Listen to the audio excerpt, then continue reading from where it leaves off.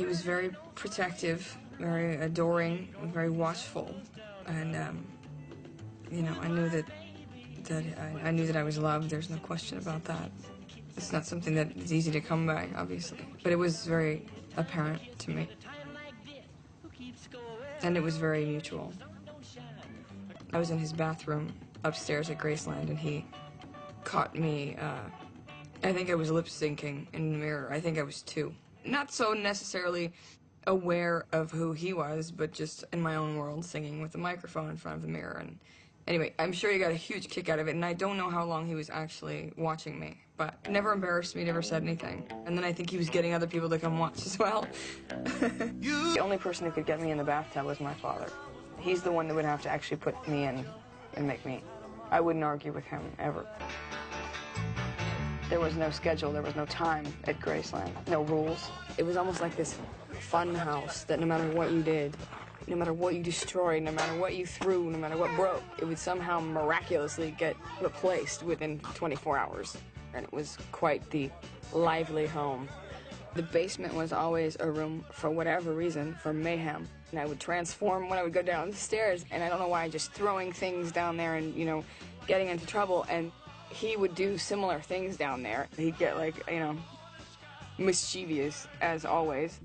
My father decided to give me a pony. She was very small, so he put me on her outside, and then he takes her and through the back door and in the house. He was worried that Dodger, the grandmother, was going to hear this and was going to freak out. And all of a sudden, the horse decides to, you know, relieve himself, and not in a pretty way, on the carpet. Everyone had horses and golf carts. One person would get on, and then everyone would get on, and then it would be like, you know, like a convoy of golf carts. It was always crazy. I also led the convoy when I got old enough to hit the pedal. I had about 5 friends up there, and then some cousins.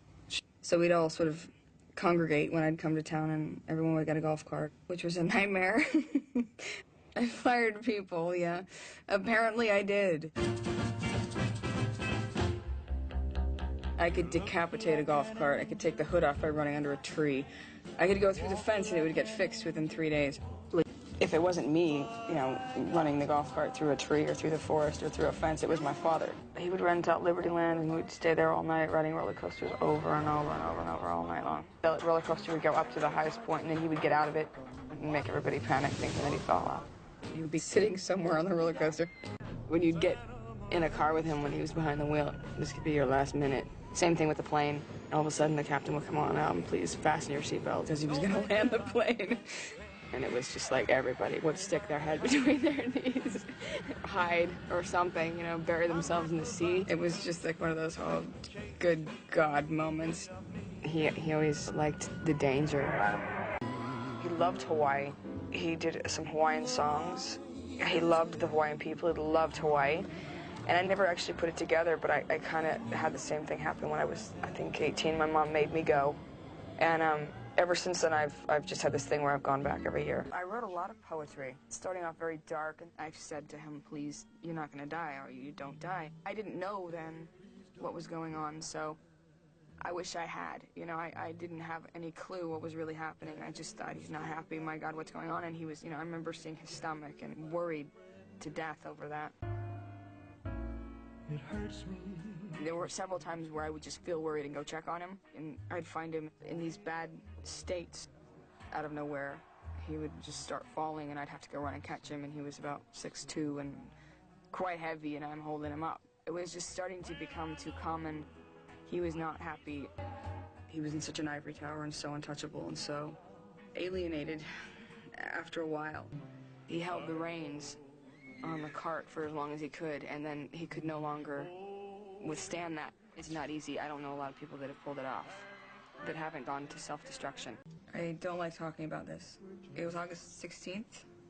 At 4 a.m., I was supposed to be asleep, actually, and he found me and, you know, go to bed. And I said, okay, and I think he kissed me goodnight, and I ran off, and he had come in and kissed me goodnight after that.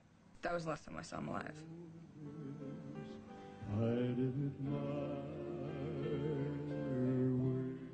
His body was in the house for 3 days, and there was something very oddly comforting about that, which made it not necessarily real for me.